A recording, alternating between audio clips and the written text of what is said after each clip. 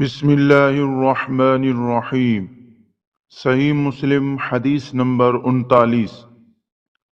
فضل بن سہیل نے بتایا، کہا میں نے معلّہ راضی سے محمد بن سعید کے بارے میں، جس سے عباد بن کثیر نے روایت کی، پوچھا تو انہوں نے مجھے عیسیٰ بن یونس کے حوالے سے بیان کیا۔ کہا میں اس کے دروازے پر تھا، سفیان اس کے پاس موجود تھے۔ جب وہ باہر نکل گیا تو میں نے ان یعنی سفیان سے اس کے بارے میں پوچھا تو انہوں نے مجھے بتایا کہ وہ کذاب ہے۔ صحیح مسلم حدیث نمبر 40۔ محمد بن ابی عتاب نے کہا، مجھ سے عفان نے محمد بن یحییٰ بن سعید قطان سے حدیث بیان کی۔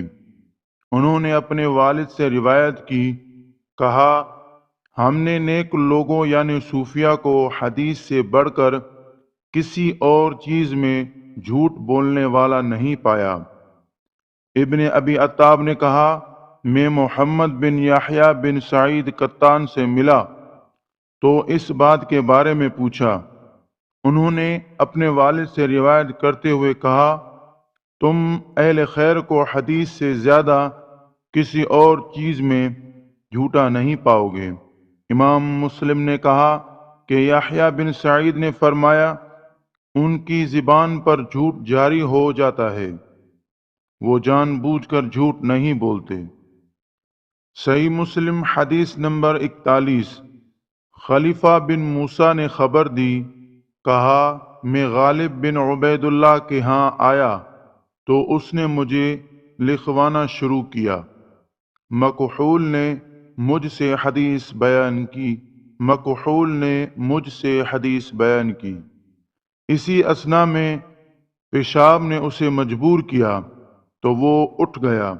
میں نے جو اس کی کاپی دیکھی تو اس میں اس طرح تھا، مجھے ابان نے انس سے یہ حدیث سنائی، ابان نے فلاں سے حدیث روایت کی۔ اس پر میں نے اسے چھوڑ دیا اور اٹھ کھڑا ہوا۔ امام مسلم نے کہا، اور میں نے حسن بن علی حلوانی سے سنا، کہہ رہے تھے، میں نے عفان کی کتاب میں ابو مقدام حشام کی وہ روایت دیکھی جو عمر بن عبد العزیز کی حدیث ہے۔ اس میں تھا، حشام نے کہا، مجھ سے ایک شخص نے جسے یحییٰ بن فلاں کہا جاتا تھا، محمد بن کعب سے حدیث بیان کی۔ کہا میں نے عفان سے کہا، اہل علم کہتے ہیں حشام نے یہ حدیث محمد بن کعب سے سنی تھی، تو وہ کہنے لگے، وہ حشام اسی حدیث کی وجہ سے فتنے میں پڑے۔ پہلے وہ کہا کرتے تھے، مجھے یحییٰ نے محمد بن کعب سے روایت کی، بعد ازاں یہ دعویٰ کر دیا کہ انہوں نے یہ حدیث براہ راست محمد سے سنی ہے۔